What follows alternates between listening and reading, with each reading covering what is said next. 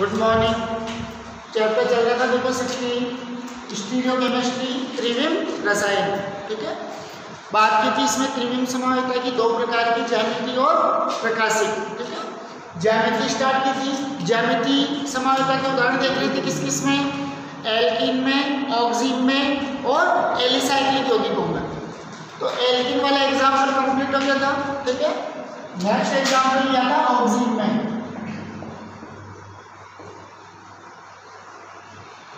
ठीक है, ऑक्सीन की बात भी की थी। देखो ऑक्सीन किससे निर्मित हो रहे हैं, जब कार्बोनिल समूह वाला यौगिक यानी एल्डिहाइड और कीटोन। भाई कार्बोनिल समूह युक्त यौगिक कौन है, या तो एल्डिहाइड है या कौन है, कीटोन है। तो जब एल्डिहाइड या कीटोन की क्रिया किससे करवा दें, हाइड्रोक्सिल से। जैसे मान लीजिए था देखो RCH double bond O aldehyde और RCOR कीटोन, दोनों की क्रिया किससे करवा दें, NH2OH हाइड्रोक्सिलेमिन, NH2OH हाइड्रोक्सिलेमिन। तो यहाँ से भी एक जल का अणु बाहर निकलेगा और यहाँ से भी एक जल का अणु क्या हो जाएगा, बाहर निकल जाएगा। क्या बच गया, RCH डबल बॉन्ड। कार्बन की कितनी संयुक्त रिक्त है, 2। इधर नाइट्रोजन की भी कितनी रिक्त है, 2। ये NOH समूह किससे जुड़ जाएगा, कार्बन से। किसका निर्माण हो गया, ऑक्सीन का। अब देखो एल्डिहाइड से बन रहा है, किससे निर्मित है, एल्डिहाइड से। तो क्या नाम हो जाएगा, एल्डोक्सिन। ऑक्सीन में दो प्रकार के हो जाएंगे, एल्डिहाइड से बनेगा तो एल्डोक्सिन और कीटोन से बनेगा तो क्या हो जाएगा, कीटोक्सिन। कीटोन है वही हाइड्रोक्सिलेमिन से क्रिया करवाएंगे तो क्या बन जाएगा, RCR डबल बॉन्ड, वो हटेज हो जाएगा NOH। ऑक्सीन किससे बन रहा है, कीटोन से, तो क्या हो जाएगा, कीटोक्सिन। क्या बन जाएगा, कीटोक्सिन। ठीक है, तो ऑक्सीन का निर्माण जब एल्डिहाइड और कीटोन की क्रिया हाइड्रोक्सिलेमिन से करवाएंगे। जब 12वां चैप्टर पढ़ेंगे ऑक्सीजन युक्त क्रियात्मक समूह पार्ट सेकंड, तो वहां पर पढ़ना है एल्डिहाइड और कीटोन। तो वहां पर भी यही अभी क्रिया, जब एल्डिहाइड और कीटोन की हाइड्रोक्सिलेमिन के साथ क्रिया करवाई जाए तो किसका निर्माण होगा, ऑक्सीन का। एल्डिहाइड है तो एल्डोक्सिन, कीटोन है तो कीटोक्सिन। फिर इनके जो दो रूप बन रहे थे, समावयवी बन रहे थे, एक तो क्या था देखो सिन, एक तो कौन सा बन रहा था, सिन, और एक कौन सा था, एंटी। ठीक है, सिन यानी किसके रूप में था, समपक्ष के रूप में बात करें, और एंटी किसके रूप में, विपक्ष। ये तो सिस की तरह और ये किसकी तरह, ट्रांस की तरह। ठीक है, देखते देखो एग्जाम्पल।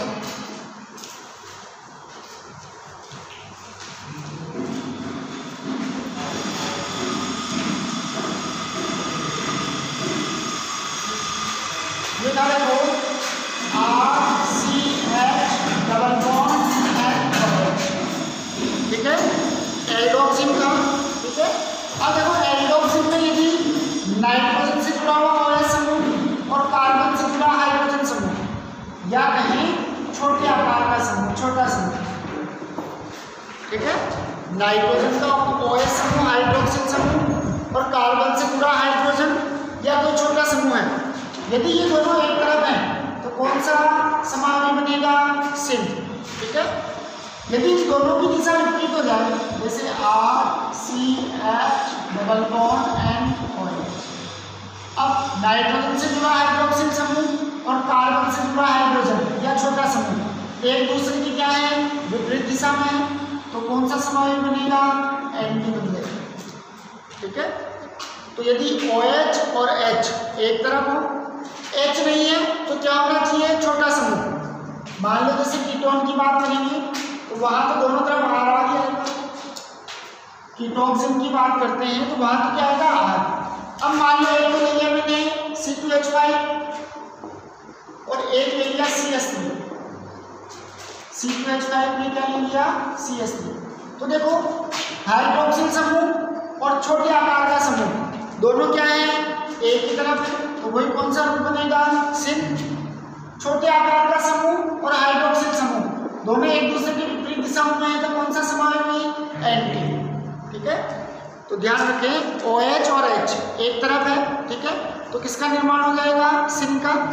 OH और H विपरीत है, या OH है जो छोटा समूह है वो विपरीत है तो किसका निर्माण होगा? एंटी समायोगी का। ठीक है, उदाहरण देखें देखो। अब देखो जो एल्डिहाइड कीटोन का नाम है उसी के अनुसार ऑक्सीजन का नाम हो जाएगा। जैसे एग्जांपल दिया है तुम्हारे को बेंजाइल ऑक्सीजन,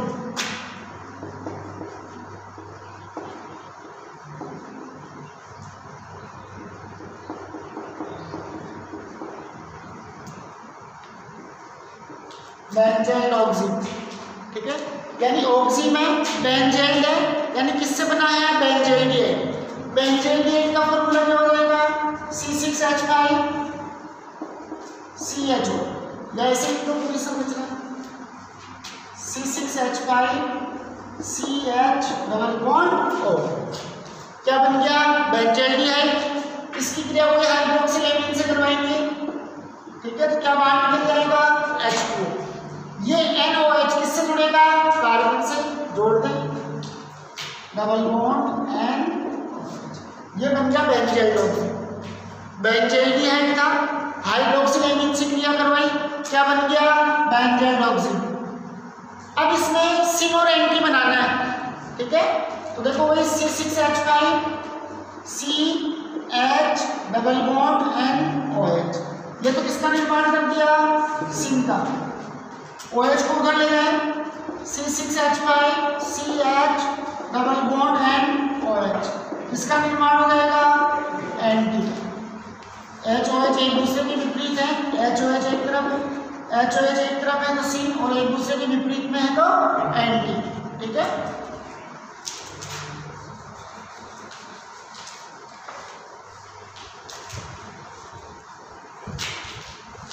फिर दिया हुआ है उदाहरण देखो, एसिटोफिनोन ऑक्सीजन। एसिटोफिनोन है, ठीक है, यानी C6H5CCH3 डबल बॉन्ड O। ठीक है, एसिटोफिनोन ऑक्सीजन की बात कर रहे हैं तो C6H5COCH3, इसकी क्रिया हुई हाइड्रोक्सिल एमीन से करवाएंगे तो H2O निकल जाएगा, क्या जुड़ जाएगा? NOH, क्या जुड़ जाएगा? N। अब इसमें नाइट्रोजन का तो हाइड्रोक्सिल समूह और कार्बन का छोटे आकार का समूह, यदि एक तरफ है जैसे C6H5CCH3 डबल बॉन्ड NOH, ये तो किसका निर्माण कर दिया? सिन का। हाइड्रोक्सिल समूह और छोटे आकार का समूह दोनों एक तरफ है तो सिन, यदि दोनों एक दूसरे के विपरीत हो जाए डबल बॉन्ड NOH, तो किसका निर्माण हो जाएगा? एंटी का। ठीक है, तो दो उदाहरण देखे देखो, एक तो एल्कीन में, ठीक है, एल्कीन में सिस और ट्रांस बन रहे हैं। ठीक है, जबकि ऑक्सीजन में किसका निर्माण हो जाएगा? सिन और एंटी का। एल्कीन में तो क्या कहा? समान प्रतिस्थापी एक तरफ हो, ठीक है, तो सिस, और समान प्रतिस्थापी विपरीत हो तो विपक्ष ट्रांस। ऑक्सीजन में क्या कहा कि यदि OH और H या H नहीं है तो जो छोटे आकार का समूह है वो एक तरफ है, सेम साइड में है तो सिन, और एक दूसरे के विपरीत है, अपोजिट है, एंटी में है तो कौन सा बनेगा? एंटी। ठीक है, फिर तीसरा उदाहरण लेते हैं एलिसाइक्लिक यौगिकों का।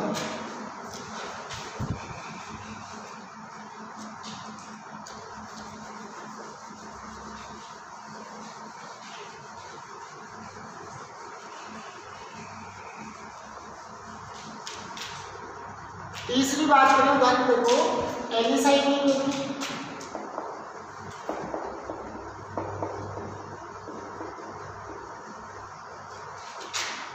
एलिसाइक्लिक यौगिक,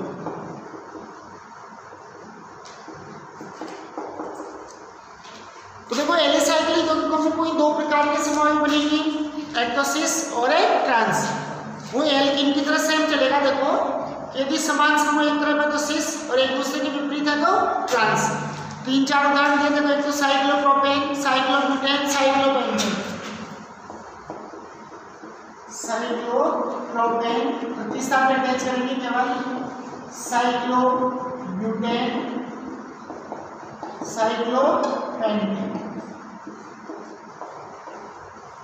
ठीक है, साइक्लोप्रोपेन की बात करें तो तीन कार्बन है, तीनों एक दूसरे से जुड़े हुए, बन गया साइक्लोप्रोपेन। CH2 CH2 CH2, ठीक है, पढ़े थे 11th में साइक्लो यौगिक क्या है, जिनका पहला कार्बन और अंतिम कार्बन आपस में क्या हो जाए, बंध बना ले। तो ये था CH3 CH2 CH3, ये तो क्या था, प्रोपेन। जब इस पहले एक हाइड्रोजन यहाँ से हटा दे, एक हाइड्रोजन यहाँ से हटा दे, तो जब पहले और लास्ट अंतिम कार्बन के बीच में बंध बनेगा तो क्या बन जाएगा, cyclopropane. CH2 CH2 CH2 CH2 CH2 CH2, पहला दूसरा तीसरा, तो पहला तीसरा आपस में जुड़ गए। साइक्लोब्यूटेन यानी 4 कार्बन, फर्स्ट सेकंड थर्ड और फोर्थ, तो पहला चौथा आपस में क्या हो गए, बंध के तरह जुड़ गए। Cyclopentane first second third fourth और फिफ्थ, पहला और पांचवा कार्बन आपस में क्या हो गए, जुड़ गए। तो साइक्लोप्रोपेन, साइक्लोब्यूटेन और साइक्लोपेंटेन। यदि इनमें कोई प्रतिस्थापी समूह उपस्थित है, हाइड्रोजन, इनके हाइड्रोजन को हटा के कोई प्रतिस्थापी आ जाए तो इनमें भी ज्यामितीय समानता उपस्थित हो सकती है। ठीक है, तो दिया है देखो, साइक्लोप्रोपेन, साइक्लोब्यूटेन, साइक्लोपेंटेन आदि में चक्रीय संरचना के कारण मुक्त घूर्णन संभव नहीं है। ठीक है भाई, इनमें डबल बॉन्ड तो नहीं है। तो ज्यामितीय समानता के लिए क्या कहा था, देखो एल्कीन में डबल बॉन्ड था, ऑक्सीन में डबल बॉन्ड था, इनमें कोई डबल बॉन्ड उपस्थित नहीं है। लेकिन इनकी संरचना कैसी है, साइक्लो यानी चक्रीय संरचना है। कौन सी संरचना है इनकी, साइक्लिक स्ट्रक्चर, चक्रीय संरचना है, जिसके कारण इनमें भी मुक्त घूर्णन संभव नहीं है। भाई द्विबंध क्या कर रहा था, मुक्त घूर्णन संभव नहीं था, यानी द्विबंध के कारण कौन सा घूर्णन हो रहा था, अवरुद्ध घूर्णन। तो यहाँ पर भी मुक्त घूर्णन संभव नहीं है, कौन सा हो जाएगा, अवरुद्ध घूर्णन, जिसके कारण ये यौगिक कौन सी समानता प्रदर्शित करेंगे, ज्यामितीय समानता। ठीक है, तो साइक्लोप्रोपेन, ब्यूटेन, पेंटेन आदि की चक्रीय संरचना है, जिसके कारण इनमें मुक्त घूर्णन संभव नहीं है। ठीक है, ये यौगिक भी ज्यामितीय समानता प्रदर्शित करेंगे यदि दोनों प्रतिस्थापी समूह या परमाणु वलय के तल में एक ही दिशा में उपस्थित हो।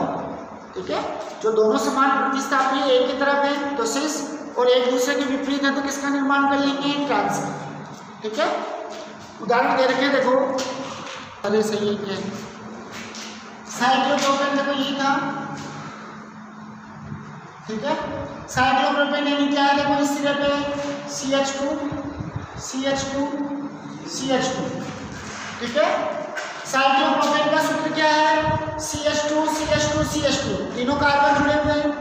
अब देखो डाइमेथिल, अब देखो कार्बन दर्शाने की आवश्यकता नहीं है, यहाँ पे क्या है CH2, यानी एक तो है इसके पास हाइड्रोजन, एक मैंने क्या जोड़ दिया, मैथिल समूह।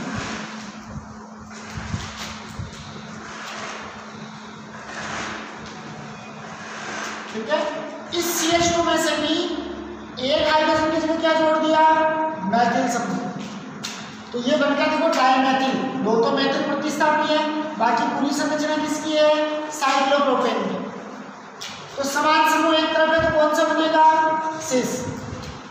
समूह की संरचना विपरीत कर दो, एक तरफ से विन्यास चेंज कर दे, इस H को ऊपर ले जाऊं और CH3 को कहाँ ले आए, नीचे, तो कौन सा बनेगा, ट्रांस कर जाएगा। ठीक है भाई, प्रोपेन क्या था, साइक्लोप्रोपेन, CH2 CH2 CH2, यही था, इसको ऐसे दर्शा दिया। यानी कार्बन के पास कितने हाइड्रोजन है, 2 हाइड्रोजन, तो एक हाइड्रोजन की जगह क्या लगा दिया, मैथिल, इसमें भी एक हाइड्रोजन की जगह क्या लगा दिया, मैथिल समूह।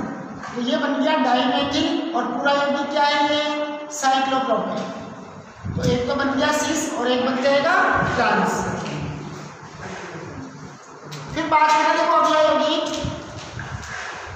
1,3 डाइब्रोमो साइक्लोब्यूटेन, 1,3 डाइब्रोमो साइक्लोब्यूटेन। तो देखो साइक्लोब्यूटेन ये था CH2 CH2 CH2 CH2। ठीक है, 1,3 डाइब्रोमो, तो देखो 1 2 3, यानी यहाँ पर भी CH2 है, यहाँ पर भी CH2 है, यहाँ पर भी CH2, यहाँ पर भी CH2। तो पहली और तीसरी पोजीशन पे मैं एक हाइड्रोजन की जगह क्या लगा दूँ, Br, तो क्या हो गया यहाँ CHBr, यहाँ पर भी क्या हो जाएगा CHBr, यानी ये कंडीशन होगी, एक Br यहाँ है, एक Br का है। यहाँ CH2 है, यहाँ CH2 है, यहाँ क्या है CH, यानी Br और H, Br और H। बस इनको व्यवस्थित करिए।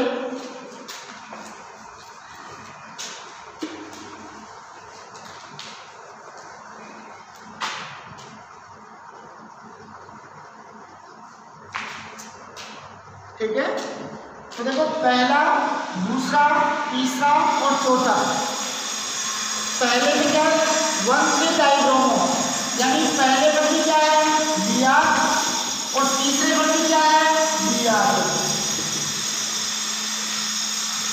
CH2 CH2 CH2 CH2, यहाँ एक H और यहाँ एक H की जगह क्या आ गया ब्रोमीन, तो ये बन गया देखो 1,3 डाइब्रोमो साइक्लोब्यूटेन।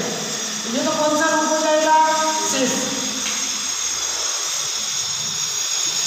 विन्यास में चेंज कर दें एकदम, इस Br को नीचे ले लें, इस H को ऊपर ले लो, क्या बन गया ट्रांस बन जाएगा। समान समूह कहाँ है एक दूसरे के विपरीत है, यहाँ समान समूह कहाँ है एक दूसरे के एक ही दिशा में व्यवस्थित है। ठीक है, और ये पूछा हुआ पे आप कर लिया ये में। ठीक है, फिर बात करें तो अगला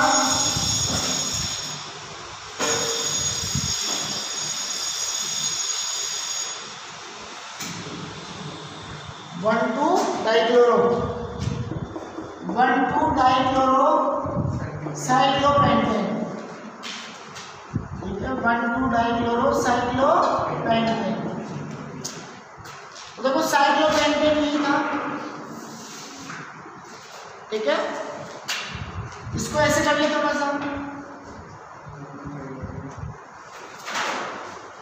तो देखो कहीं से भी मान लेने से 1 2 3 4 5, तो पहली दूसरी स्थिति पर क्या है Cl,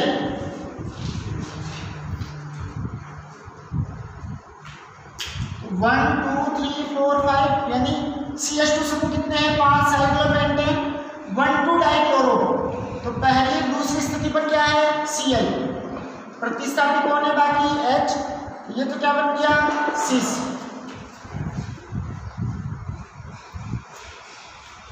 ClH, इस H को ऊपर ले जाएं, Cl को नीचे ले लें, तो कौन सा बन जाएगा ट्रांस बन जाएगा। ठीक है, ये तो किसका निर्माण कर दिया सिस का, ये क्या बन जाएगा ट्रांस। ठीक है, तो ज्यामितीय समानता देखिए, देखो 3 यौगिकों में एल्कीन, ऑक्सीन, ठीक है, और साइक्लिक यौगिक, एलिसाइक्लिक यौगिक। ठीक है, एल्कीन ऑक्सीन में द्विबंध था, मुक्त घूर्णन संभव नहीं था, ज्यामितीय समानता दर्शा रहे थे। एलिसाइक्लिक यौगिक में द्विबंध नहीं है, लेकिन चक्रीय संरचना के कारण मुक्त घूर्णन संभव नहीं है, इस कारण इस वजह से कौन सी समानता दर्शा रहे हैं ज्यामितीय समानता। वही 2 समानता सिस और ट्रांस बनेगी। ऑक्सीजन में ध्यान रखना क्या बनेगी सिन और एंटी। ठीक है, बाकी दोनों में एल्कीन और एलिसाइक्लिक की बात करें तो सिस ट्रांस का निर्माण हो जाएगा। फिर बात करें तो जो समानी बन रहे हैं सिस और ट्रांस, इनके गुण क्या होंगे। की बात करें तो दिया हुआ देखो ज्यामितीय समावयवियों के गुणधर्म, ज्यामितीय समावयवियों के गुण की बात करें, पहला गुण दिया हुआ देखो द्विध्रुव आघूर्ण।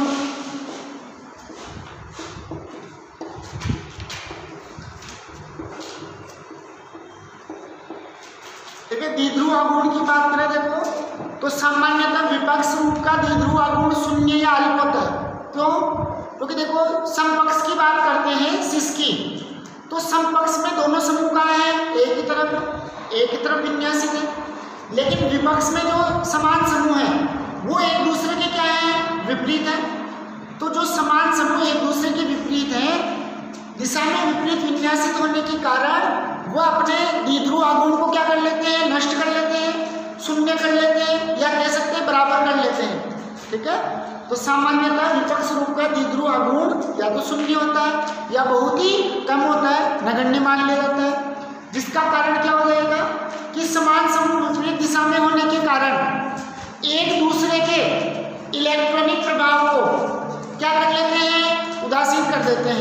या नष्ट कर देते हैं, जिसके कारण समपक्ष रूप कैसा हो जाता है, ध्रुवीय। भाई विपक्ष रूप तो कैसा हो गया, उदासीन हो गया, क्योंकि विपक्ष में जो समान प्रतिस्थापी वो कहाँ है, एक दूसरे के विपरीत दिशाओं में। ठीक है, जब विपरीत दिशाओं में विन्यासित है तो वह एक दूसरे के आघूर्ण को या इलेक्ट्रॉनिक प्रभाव को क्या कर देंगे, नष्ट कर देंगे। ठीक है, उदासीन हो जाएंगे। जबकि समपक्ष रूप में समान समूह कहाँ है, एक ही तरफ है, तो वो अपने इलेक्ट्रॉनिक प्रभाव को उदासीन नहीं कर पाते। ठीक है, या द्विध्रुव आघूर्ण को नष्ट नहीं कर पाते। तो समपक्ष रूप तो कैसा हो जाएगा, ध्रुवीय, यानी उनका कुछ ना कुछ द्विध्रुव आघूर्ण उपस्थित होगा। किसमें लेंगे, डिबाई में, या तो डिबाई में ले लिया जाए, ठीक है, या कूलाम मीटर में, सेंटीमीटर नहीं, कूलाम मीटर या डिबाई, दोनों में से किसी में भी ले लें। ठीक है, ठीक है, तो समपक्ष तो कैसा होगा, ध्रुवीय होगा, कुछ ना कुछ द्विध्रुव आघूर्ण उपस्थित होगा, चाहे 1.85 डिबाई हो, ठीक है, 2.9 डिबाई हो या कूलाम मीटर में हो, जिसमें भी है। लेकिन विपक्ष का द्विध्रुव आघूर्ण कितना होगा, लगभग 0 होगा, क्योंकि उसके दोनों समान जो प्रतिस्थापी विपरीत दिशा में है, एक दूसरे के द्विध्रुव आघूर्ण को क्या कर लेंगे, नष्ट कर लेंगे। फिर बात करें गलनांक क्वथनांक की, मेल्टिंग पॉइंट और बॉइलिंग पॉइंट। गलनांक क्वथनांक की बात करते हैं, देखो तो ज्यामितीय समानता के कारण यौगिकों के गलनांक क्वथनांक भी अधिक प्रभावित होते हैं। क्यों, क्योंकि या तो समूह एक तरफ विन्यासित होंगे समान वाले, या एक दूसरे के क्या होंगे, विपरीत दिशा में होंगे। तो दिया हुआ है, देखो सामान्यतः विपक्ष रूपों में वान डेर वाल बल समपक्ष रूपों की तुलना में अधिक प्रबल होता है। क्यों, क्योंकि देखो सिस की बात करें, समपक्ष की बात करें, तो समान समूह कहाँ है, एक ही दिशा में है, जिसके कारण समान समान में क्या होगा, प्रतिकर्षण अधिक होगा। प्रतिकर्षण अधिक होगा यानी जो इनके बीच में, कणों के बीच में जो आकर्षण बल है, वो आकर्षण बल क्या हो जाएगा, कम हो जाएगा, दुर्बल हो जाएगा। जबकि विपक्ष में, ट्रांस में जो समान समूह है एक दूसरे के क्या है, विपरीत है। ठीक है, तो उनमें प्रतिकर्षण बल कम होगा और दुर्बल वान डेर वाल बल यानी जो आकर्षण बल है वो क्या हो जाएगा, प्रबल हो जाएगा। तो दिया हुआ है, देखो विपक्ष रूपों में वान डेर वाल बल समपक्ष की तुलना में क्या होता है, अधिक होता है, क्योंकि विपक्ष में समान समूह एक दूसरे के विपरीत है। ठीक है, इसमें तो समान समूह कहाँ गए, एक ही दिशा में, प्रतिकर्षण ज्यादा होगा समान समान में, यानी आकर्षण बल क्या हो गया, कम। विपक्ष की बात करेंगे तो समान समूह कहाँ है, विपरीत दिशाओं में, तो उनमें प्रतिकर्षण क्या होगा, कम होगा, यानी कणों के बीच में जो आकर्षण बल है वो क्या होगा, अधिक होगा। तो द्विध्रुव आघूर्ण तो किसका अधिक था, समपक्ष का, विपक्ष का 0 था। गलनांक क्वथनांक की बात करें तो किसका अधिक होगा, विपक्ष का, क्योंकि गलनांक क्वथनांक विपक्ष का अधिक है। क्यों, क्योंकि विपक्ष का जो आकर्षण बल है वो समपक्ष की तुलना में क्या है, अधिक है, और जहाँ आकर्षण बल अधिक है वहाँ गलनांक क्वथनांक क्या हो जाएंगे, अधिक हो जाएंगे। तो दिया हुआ देखो विपक्ष रूपों में वान डेर वाल बल समपक्ष की तुलना में अधिक प्रबल होता है, अतः उनके गलनांक और क्वथनांक भी क्या होते हैं, उच्च होते हैं। फिर तीसरा दिया हुआ देखो स्थायित्व, कौन अधिक स्थायी होगा भाई, विपक्ष अधिक स्थायी होगा। भाई समपक्ष में वही कारण, समान समूह कहाँ है, एक दिशा में, तो समान समान समूह में क्या होगा, प्रतिकर्षण होगा। स्थायित्व में क्या आ जाएगी, कमी आ जाएगी, क्योंकि आकर्षण बल कम है, प्रतिकर्षण बल ज्यादा है। विपक्ष में समान समूह कहाँ है, एक दूसरे के विपरीत है, तो उनमें प्रतिकर्षण तो कम होगा और आकर्षण बल क्या होगा, अधिक होगा। तो किसका स्थायित्व अधिक हो जाएगा, विपक्ष का। ठीक है, तो दिया हुआ देखो समपक्ष समावयवी की तुलना में विपक्ष समावयवी का स्थायित्व सामान्यतः अधिक होता है, क्योंकि समपक्ष समावयवी में बड़े आकार के समूह या कह सकते हैं समान समूह, ठीक है, एक ही दिशा में होते हैं, जिससे उनके मध्य क्या होता है, प्रतिकर्षण होता है। ठीक है, तो समपक्ष में प्रतिकर्षण अधिक होगा और विपक्ष में समपक्ष की तुलना में आकर्षण बल क्या होगा, अधिक होगा। ठीक है, तो द्विध्रुव आघूर्ण किसका अधिक है, सिसका, विपक्ष का 0 हो जाएगा, एक दूसरे को नष्ट कर देंगे। गलनांक क्वथनांक किसके अधिक है, ट्रांस के, क्योंकि कौन अधिक स्थायी है, ट्रांस अधिक स्थायी है, इसलिए इसके गलनांक क्वथनांक भी क्या होंगे, अधिक होंगे। ठीक है, बाकी देखेंगे फिर नेक्स्ट क्लास में।